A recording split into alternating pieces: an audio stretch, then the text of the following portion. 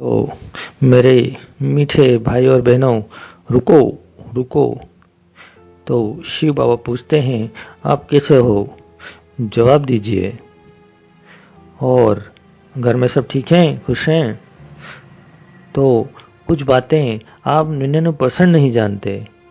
और वो रहा विषय, मधुबन से लौटने के बाद पुराना स्वभाव है ना वापस क्यों आ जाता है ना। तो आइए इसकी गहराई में जाए, है ना। तो मेरे मीठे प्यारे भाइयों बहनों, मधुबन से लौटने के बाद पुराना स्वभाव वापस क्यों आ जाता है ना। होता है ना, आप कई बार गए फिर वापस वैसी स्थिति हो जाती है। तो आइए इसे हम समझे। साथ में मेरे को ये बताइए, आप मधुबन कितनी बार गए, है ना, कमेंट्स करें, है ना। तो देखिए, मधुबन में हम बाबा की याद में, अच्छे वातावरण में, है ना, क्योंकि वहाँ अच्छी सोच रहती ना। जैसा मंदिर में जाते हैं, अच्छे संग में रहते हैं, तो वहाँ हमारा पुरुषार्थ अपने आप बढ़ जाता है ना।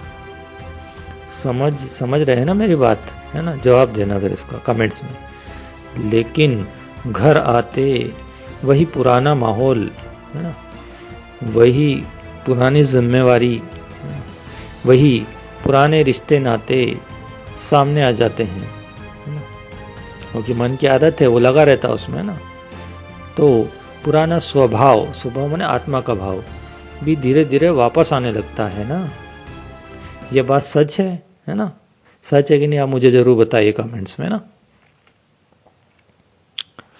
तो अब इसका कारण क्या है, कभी आपने सोचा? तो भाई, जैसे कोई पौधा अच्छी मिट्टी में तेजी से बढ़ता है ना, लेकिन उसे वापस पुरानी सूखी जमीन पर लगा दो तो उसे संभालने में समय लगता है ना, क्योंकि चीजें चेंज हो गए ना, वातावरण। समझ रहे हो ना। ऐसे ही हमारा मन है ना। मन जैसे ना दूसरी जगह तो बदल जाता है ना। ठीक है। तो क्या करें? तो देखिए, मधुबन से लौटते समय एक संकल्प जरूर लेकर आइए, है ना। एक छोटी सी बात, एक आदत जिसे आप बदलना चाहते हैं ना, क्योंकि हम सब में कहीं ना कहीं कमी खामियां हैं, है ना। ठीक है, जिसको हम बदलना चाहते हैं ना, तो आप उस आदत को लाइए और उसका आप सामान बना लीजिए चाहे, है ना। ठीक है। और उसी उसी की आप वीडियो देखिए, है ना। ठीक है। या आपसे चर्चा कीजिए किसी के बारे में, है ना। आप हमसे भी कर सकते हैं ना। तो पूरा जीवन बदलने की कोशिश मत कीजिए, है ना। एक एक कदम से शुरू करिए, ठीक है ना। पर जैसे जहाज है, तो जहाज में एक छेद हो जाता है ना, तो भाई उसको ठीक करेंगे ना, हर चीजों को वहां ठीक करेंगे। ठीक है।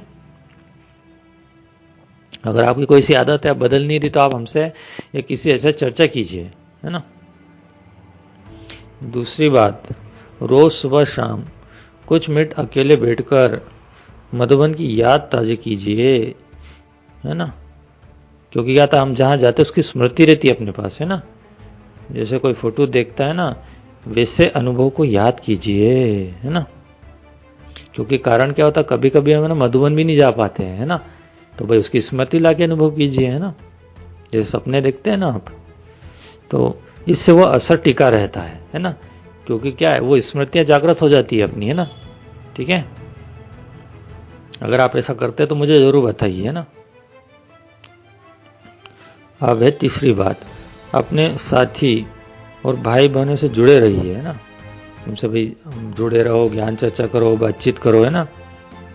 जो साथ में मधुबन गए थे, है ना, करेंगे ना आप। तो एक दूसरे को याद दिलाते रहिए। संग का बहुत असर होता है ना। बोलते ना, संग तारे कुसंग बोरे, है ना। तो भाइयों बहनों, ये मत सोचिए कि आपका जाना बेकार गया, है ना। बल्कि यह सोचे कि इसे टिकाऊ और मजबूत कैसे बनाया जाए, है ना। ताकि आप में उमंग उत्साह बना रहेगा, है ना। फिर किसी कारण आप जा नहीं पाओगे तो आपका मूड भी ऑफ नहीं होगा, है ना। समझ रहे हो ना मेरी बात, है ना। तो इस वीडियो के बारे में आपकी क्या राय है मुझे ज़रूर बताइए, मैं इंतज़ार करूँगा, है ना। अगर आपको लगे कि ये वीडियो किसी के काम आ जाए तो बड़े दिल से शेयर कीजिए। साथ में आपकी जिस अच्छी बनती है उससे ज्ञान चर्चा कीजिए, आप हमसे भी कीजिए, मैं अपना नंबर दे दूँगा। साथ में आप मेरे फेसबुक पेज को और यूट्यूब चैनल को फॉलो करें, सब्सक्राइब करें। साथ में आपके जीवन के प्रति मैं शुभ मंगल कामना और भावना रखता हूँ। अच्छा जी, फिर मिलते रहेंगे। धन्यवाद। ओम शांति, ओम शांति, ओम शांति।